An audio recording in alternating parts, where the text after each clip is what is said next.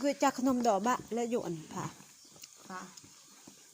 มาแดกๆคือได้บ่นะเฮ้ยเอาเมื่อไปเหมาะกับปูก่อนกระปูก็ย่นคือเสือนเหรอน่ะ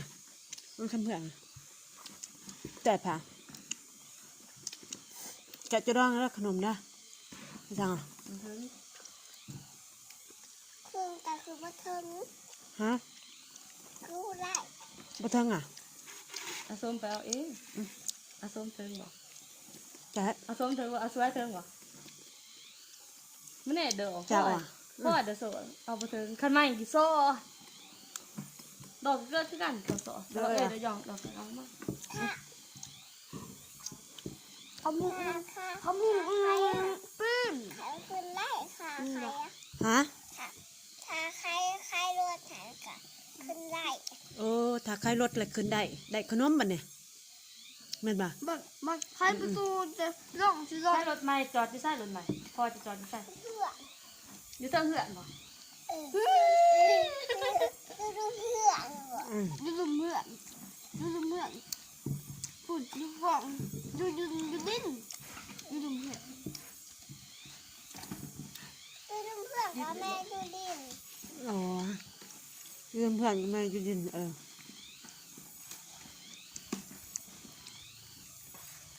จ้าจะลงเลยมันเอ้ยมาจ้าไม่อยากจะบอมจะแพ้ไม่เรื่องที่ตรวจผ่าโ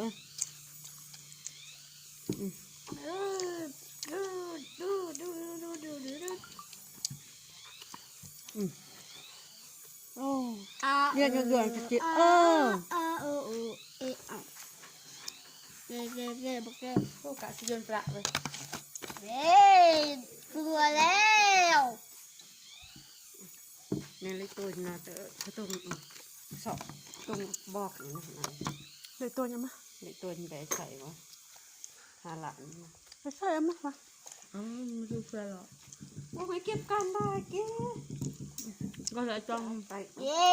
กลัวแล้วเจ๊ก็ได้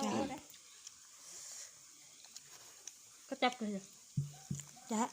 แต่อันนู้นโอ้ลายเหยียดทีเหยียดจับพูนยันมอเยอะยันมอเยอะอะไรก็ลงหูบ่ลุงลิงอันเอาน้ำมันคือให้อยู่เท่าไหร่บาทถ้าซองไปลอยมันอะไรไงจันเนาะเด้ตอนมันได้เด้เก็บบ่อยเข้มกักเชียงบาร์มันดูว่ามันสีเพชรบ่เพชรดอกเพชรกับจิ้งอ่ะเข้มเยี่ยมเข้มเยี่ยมป่ะเพชรยังแสบเยี่ยมไหมพะเยี่ยมไหมไปหาแหละเยี่ยมไหมเยี่ยมไหมเยี่ยมข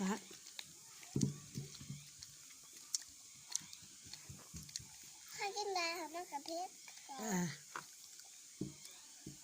จะโซ่แล้วตั้งใจเหรอจ้ะเดี๋ยวเตะมันกองแก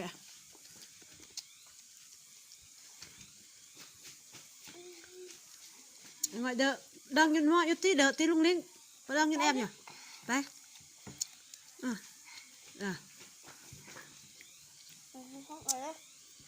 đưa anh chạy nhỉ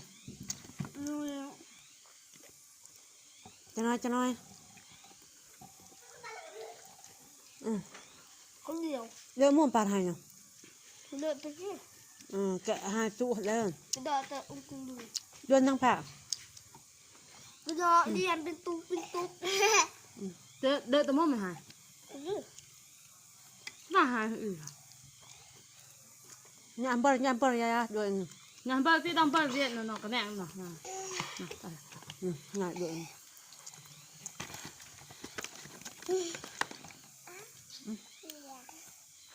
sụp rủi băng là vậy cười đùa ngoài thế mày lấy lụ cái đây con cái dương bởi thế tí cho đôi ăn sẽ sai được vô bê không được à เก็บเอาเสียดาย กินเขาจะเบิก เด้อ ไปดึงเบเอ็กเบิ่งหนามตอนที่ดึงฟันนี่เลยดึงเด้อ เสียดใส่แก้วเสียดแล้วนะ ตอนที่ดึงเขาเนี่ยตอนที่ท้อง เนาะฝุ่นแผลมืดบ่อยากกินเลยมันเป็นยังดอกเสียดายเขาแผล โอ้ว่ามันก็ปลาจักปลาอะไรอยู่กับตัว ต้องขี่ ก็เส้นเศษนะก็สั่ง ไม่ค่อยกิน ถ้าคือรถแพะอย่างเงี้ยว่าคือมอตลาดแล้วเราจอดตลาดแล้วก็จอดแต่เรื่อยๆ หนามมันเอาไปเยอะ